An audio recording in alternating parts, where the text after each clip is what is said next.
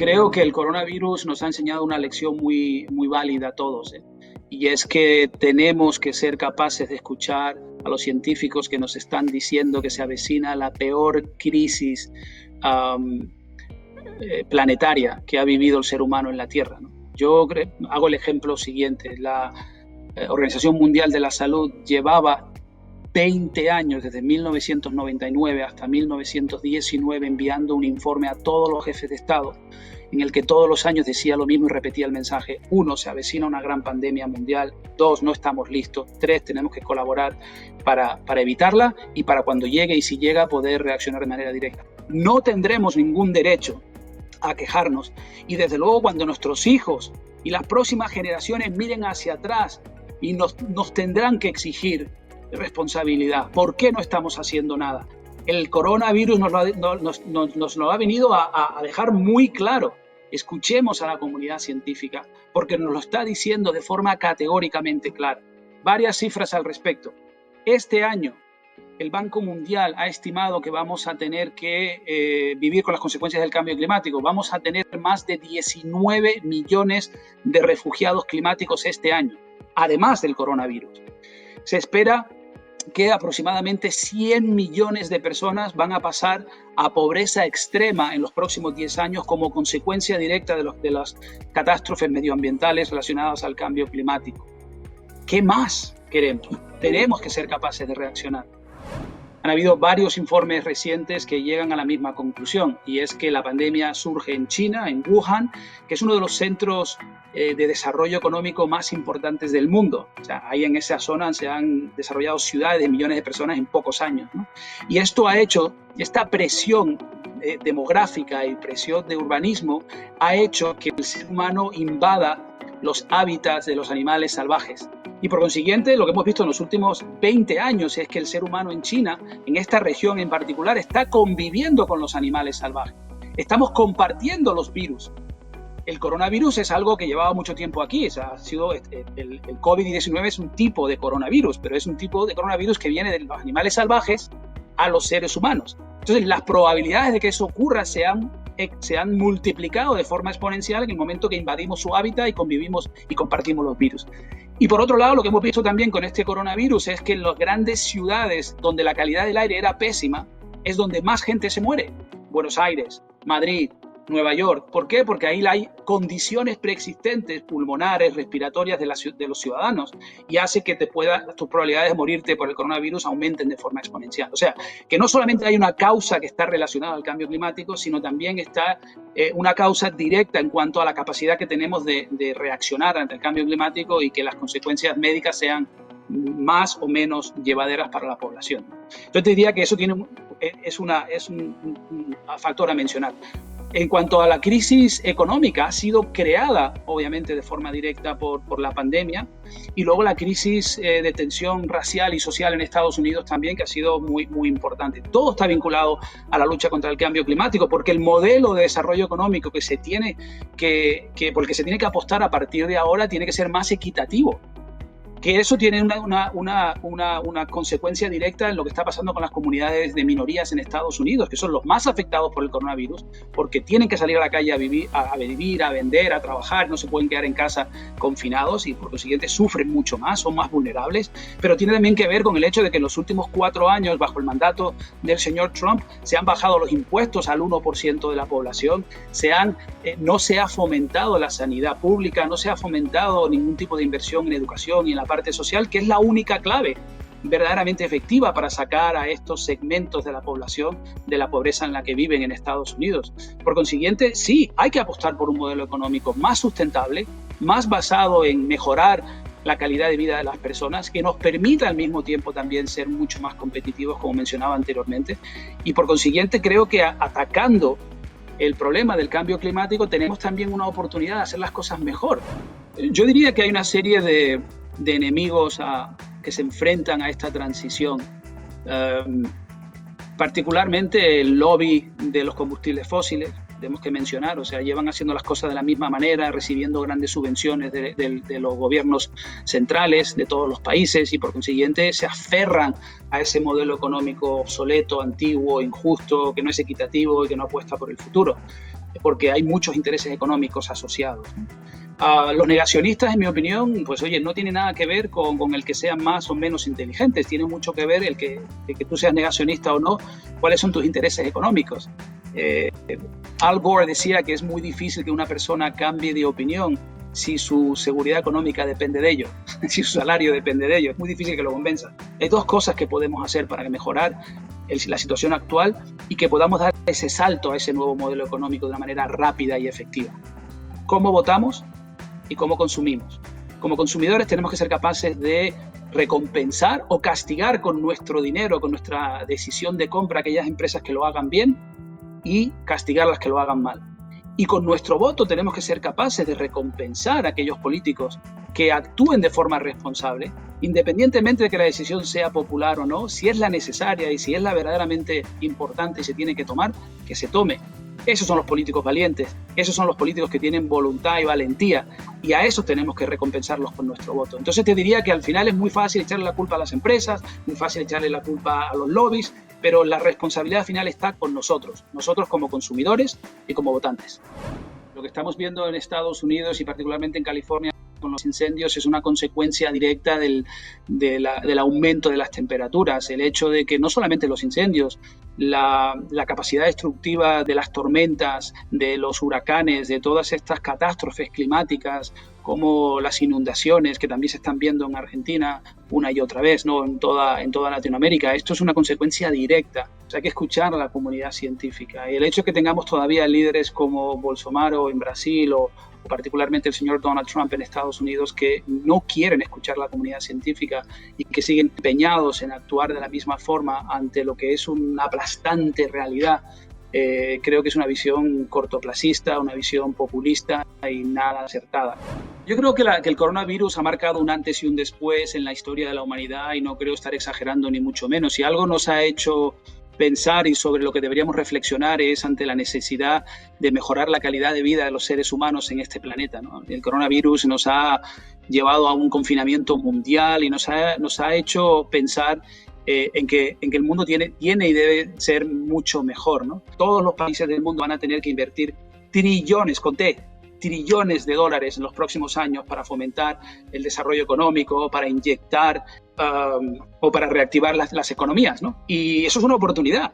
Por lo que dice Biden a la hora de generar 10 millones de empleos verdes es que si le vamos a dar dinero al sector turístico, hagamos un esfuerzo para que ese dinero público venga acompañado de condiciones, que las líneas aéreas, por ejemplo, tengan que trazar un plan de transición energética y tengan que ir reduciendo las emisiones en los próximos 5 años, que se fomente la eficiencia energética, que se apueste por parques y jardines y un desarrollo mucho más saludable, entre comillas, para los ciudadanos, para todas las personas que vivimos en las ciudades. Si vamos a tener que rescatar el sector energético, hagámoslo con una serie de condiciones muy, muy específicas para que se fomente el uso o el consumo energético responsable, ¿no?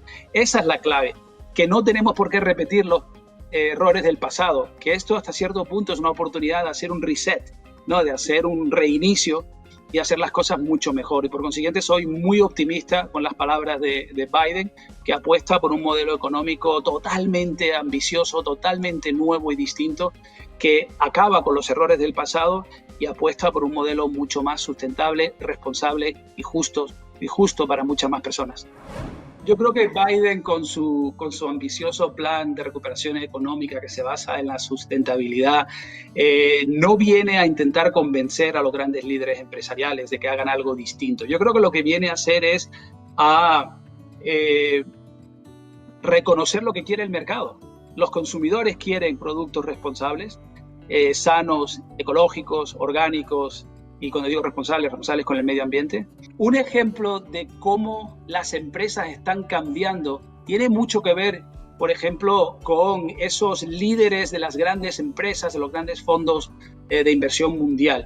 En particular estoy haciendo referencia al presidente de BlackRock. BlackRock es el fondo de inversión más grande del mundo y gestiona más de 7 trillones de dólares.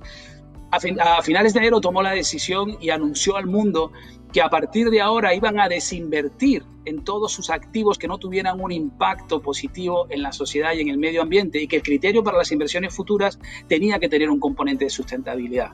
Hizo el anuncio a finales de enero y para finales de febrero 4 de los 10 fondos más grandes del mundo habían adoptado esa misma filosofía o esa misma política de inversión.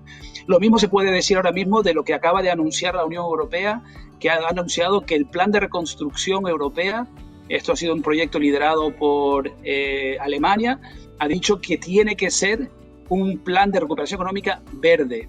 Esto está liderado por el sector privado, donde los gobiernos están escuchando al sector privado. Entonces yo no creo que el Biden venga a poner trabas, límites, sino simplemente a reconocer lo que quiere la gente, el consumidor y el votante, y lo que están haciendo las empresas más líderes, punteras, están reconociendo esa demanda, están reconociendo esa necesidad y se están adaptando, porque ese es el futuro. El futuro va a ser mucho más verde, más sustentable. La pregunta es a qué velocidad se va a llevar a cabo ese cambio.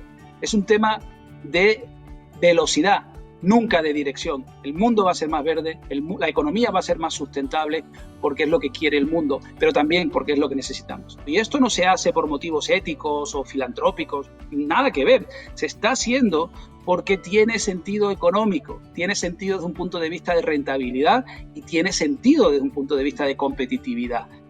El ejemplo final que daría es que en las últimas encuestas que publica Havas Media, que es uno de los grupos de medios más importantes del mundo, un análisis que hizo sobre comportamiento de consumidores, llegó a la conclusión de que el 92% de los consumidores, cuando le das a elegir entre dos productos o dos servicios en igualdad de condiciones y precios, siempre van a elegir un producto o un servicio responsable con el medio ambiente. Eso es una oportunidad de negocio. Las empresas están despertando, están diciendo, si soy capaz de darle al cliente un producto ecológico, responsable y a un buen precio, el 92% me compra a mí y no a la competencia.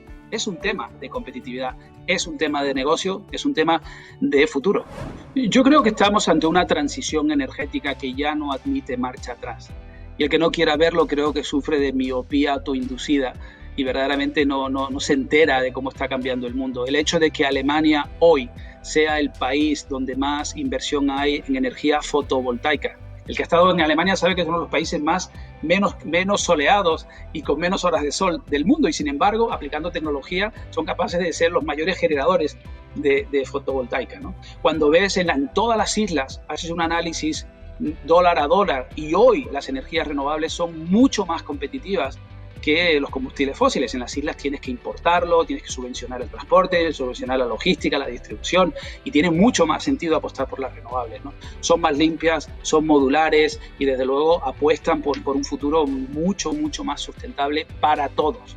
Por consiguiente, creo que yo no sé si la solución es el fracking o es el gas natural, pero lo que sí sé es que hoy por hoy las renovables, por eso quiero decir fotovoltaica, eólica y las nuevas que están desarrollándose, son más limpias, son más baratas y de cara al futuro creo que son la solución. Probablemente tendremos que convivir con un mix energético que incluye también gas natural, que incluye también combustibles fósiles, con un plazo X en el tiempo para que al final sea un mix energético donde la preponderancia sea de las energías limpias, sea cual sea. Yo diría que estamos ante el comienzo de ese gran nuevo modelo de economía, nuevo modelo de ciudad, donde la movilidad, por ejemplo, en las ciudades está ante una revolución fantástica. Y digo fantástica porque verdaderamente sabemos que de cara al futuro la inversión en transporte que contamine es algo del pasado. Ejemplos que nos hacen o nos invitan a ser optimistas, ¿no? Según la industria automovilística de Estados Unidos, no de un think tank, no de un centro de estudio de hippies o gente soñadora, sino la misma industria automovilística cree que para el año 2050 el 96% de esos coches que se vendan ese año van a ser coches eléctricos o de alta eficiencia energética. Estamos hablando de dentro de 30 años. O sea, nuestros hijos van a ver este nuevo mundo donde la gente se va a mover de otra manera, ¿no? Estamos viendo los nuevos modelos de concepto que fomentan el ahorro energético, como es el car sharing, el obviamente compartir los autos, o estamos viendo todas las patinetas eléctricas, o estamos viendo el desarrollo de las bicicletas eléctricas, de las motocicletas eléctricas. Ya no admite marcha atrás. Cuando lo pruebas, te das cuenta que es mucho más limpio, que es mucho más responsable. Y no solo te sientes bien por hacer ejercicio, te sientes bien porque sabes que tu elección de transporte es consistente con el tipo de persona que eres y sobre todo consistente con el mundo que le quieres dejar a tus hijos, ¿no? Y esa es la clave de lo que está cambiando. Está cambiando porque hay una mayor responsabilidad de las personas y yo creo que es un tema generacional también. Lo estamos viendo con la gente más joven y con los hijos, ¿no? Que verdaderamente lo tienen muy claro. Soy optimista porque tengo que serlo, pero sobre todo porque la evidencia está siendo absolutamente aplastante al respecto. Y el coronavirus solo viene para acelerar ese cambio que ya se había iniciado anteriormente y que ahora se culmina y se va a culminar en los próximos años. El cambio climático es un reto al que se enfrenta la humanidad y que requiere de soluciones globales. Es un problema global que requiere de una solución global. Y eso yo creo que es lo que verdaderamente está cambiando, ¿no? Y en ese sentido tengo que felicitar al Papa Francisco por la labor magnífica que está llevando a cabo, donde lo ha dicho claramente, no solamente de forma directa en sus discursos, sino también habiendo pedido que la Iglesia y el Vaticano se involucrara en aportar apoyo a la comunidad científica, puesto que sabemos que el cambio climático no solo es real, sino que es la mano del hombre la que está acelerando el proceso de impacto negativo al planeta, ¿no? Y en ese sentido el Papa lo tiene muy claro y lo ha manifestado de esa manera y creo que es muy valiente de su parte, desde luego. Por supuesto que la educación es extremadamente importante, pero yo incluso me atrevería a decir que para la inmensa mayoría de los jóvenes y particularmente para los niños hoy en día ya lo tienen extremadamente claro. Ya no es una decisión de que si quieren o no que el mundo sea mejor, que la calidad del aire sea mejor, que vivan en ciudades más sanas, ¿no? Yo creo que ya lo tenemos claro. Lo que tenemos que hacer ahora, en mi opinión, es invertir en un marco regulatorio distinto. ¿Qué quiero decir con eso? O sea, como sociedad tenemos que empezar a decirle a las empresas, si usted contamina, va a tener que pagar por la contaminación, porque de lo contrario es un coste y una externalidad que está teniendo usted y que no está pagando por ello. Y los afectados somos nosotros, las personas, los consumidores, los ciudadanos, nuestros hijos.